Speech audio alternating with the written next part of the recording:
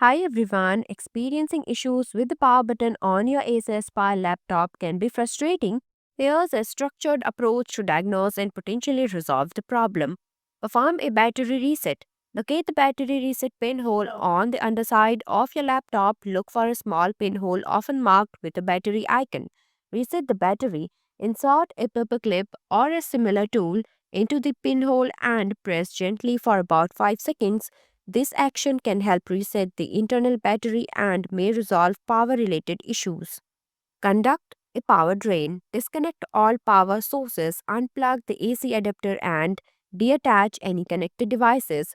Remove the battery if removable.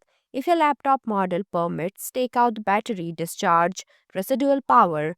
Press and hold the power button for about 15 seconds to eliminate any leftover charge. Reconnect and test. Reinsert the battery, plug in the AC adapter, and try to turn on the laptop. Check for keyboard short circuit. Monitor boot behavior if the laptop powers on only when specific keys are pressed together. With the power button, this could suggest a short circuit in the keyboard. Examine the keyboard. Attempt to press the power button along with another key. If laptop turns on but turns off when you release the keyboard might be faulty and may need to be replaced. Utilize the battery reset pinhole as a temporary solution.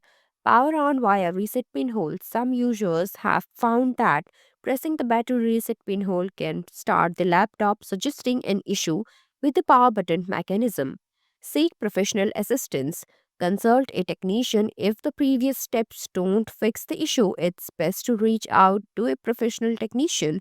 The problem might stem from a defective power button keyboard or other internal parts that need expert evaluation. Thanks for watching. If you liked the video, please hit the like button.